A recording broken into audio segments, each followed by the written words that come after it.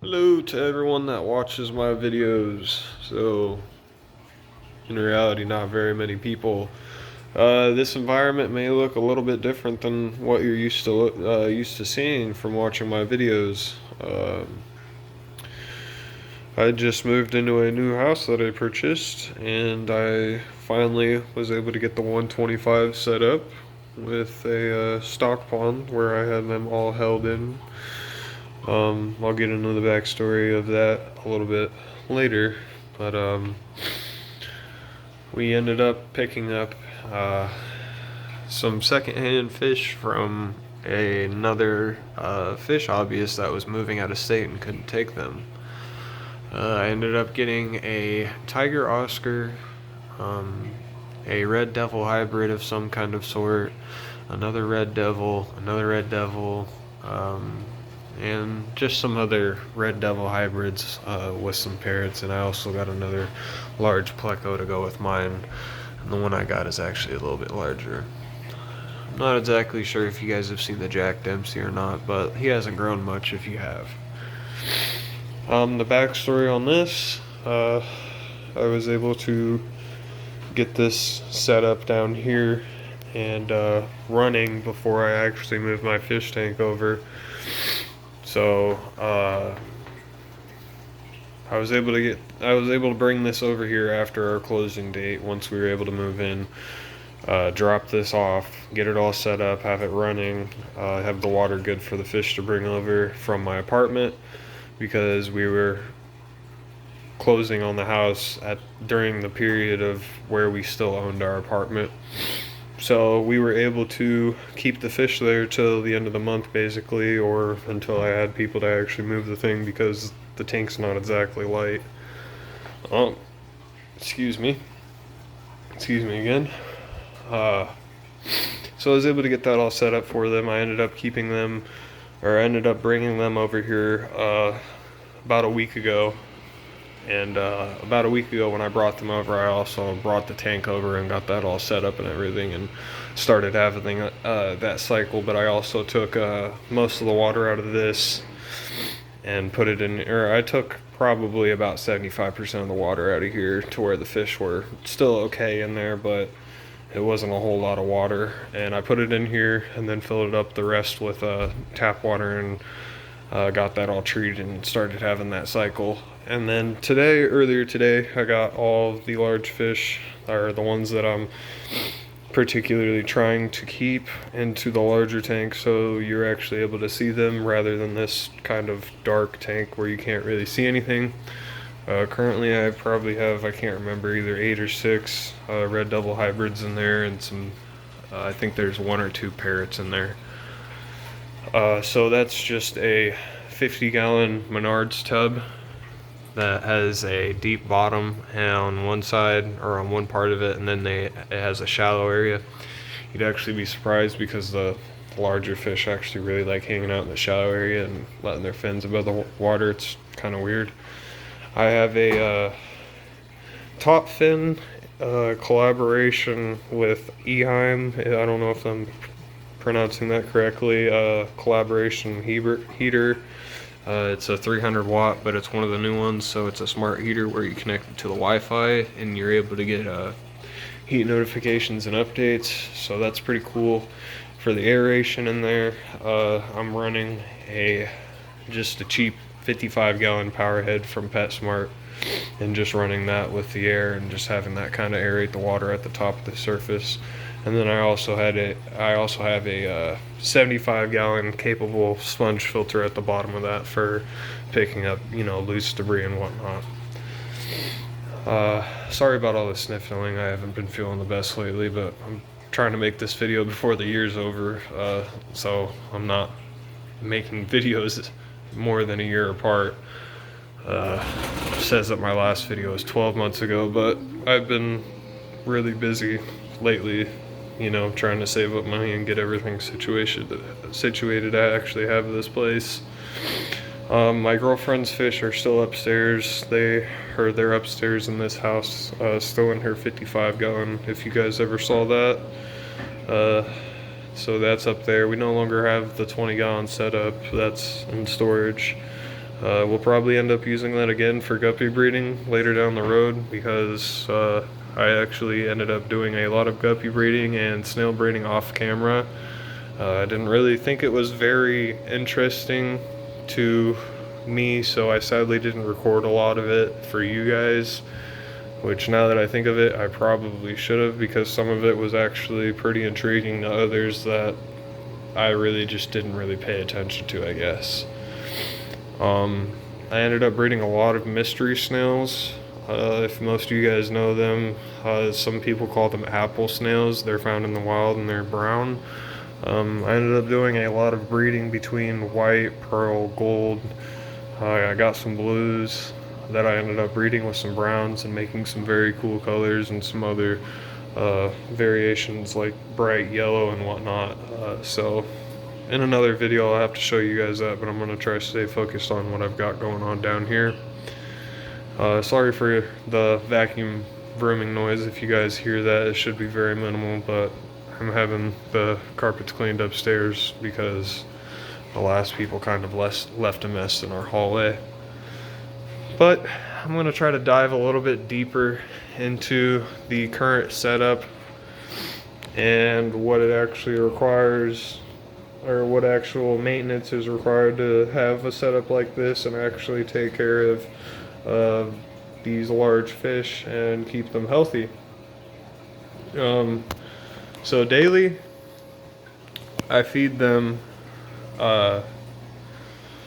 these large cichlid pellets by API, which I use a lot of API products. I wouldn't say I use their products for everything, but I like a lot of their products, so that's what I use, and it's readily available at my nearby pet stores, all of them, including Pet Supplies Plus. Shout out to them. So with this, with the lid off, I usually take the lid off and I usually fill it up about one level all the way across, and I usually do about half in here and then about the other half in there, kind of keep it equal between them. So that's about the daily feeding procedure. Those come about, sadly, they come about 3/4 of the way filled, so not completely filled to the top. I go through one of those probably 2 to 3 weeks, depending on how heavy I'm feeding, because sometimes they get a little rambunctious before I go to bed, and I have to give them a little bit to settle down and make sure nobody's fighting. So I think you can get a container at that, ranging between $11 to $15 of what I've seen. Some places are a little bit more expensive than others, but it's really not a bad price for a decent quality food.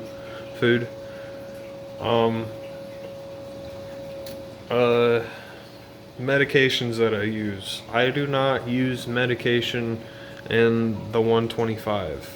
A lot of people can call me a butthurt for not wanting to put medication for my fish in this tank, but that's the reason why I have other tanks, or why I have stock ponds that don't have silicone on the edges and in the tank that can actually become dyed from copper-based treatments.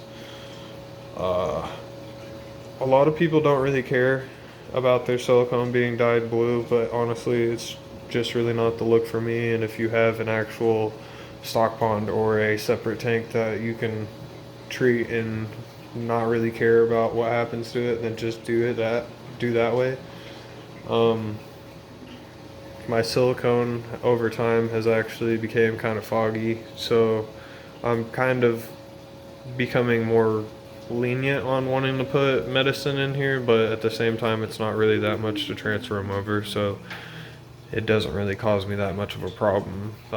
Normal people don't really, or I wouldn't say normal people, but the average fish hobbyist probably doesn't have another tank set up so where they can just pull them out and then treat them separately, and so on and so forth. It's really just better off to treat them all at once in something separate.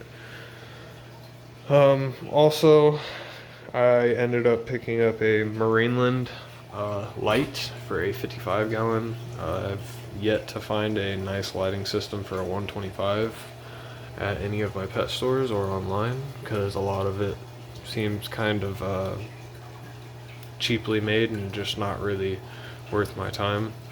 This is a really good light. It's got a timer on it, clock system, daytime and nighttime lights, white and blue.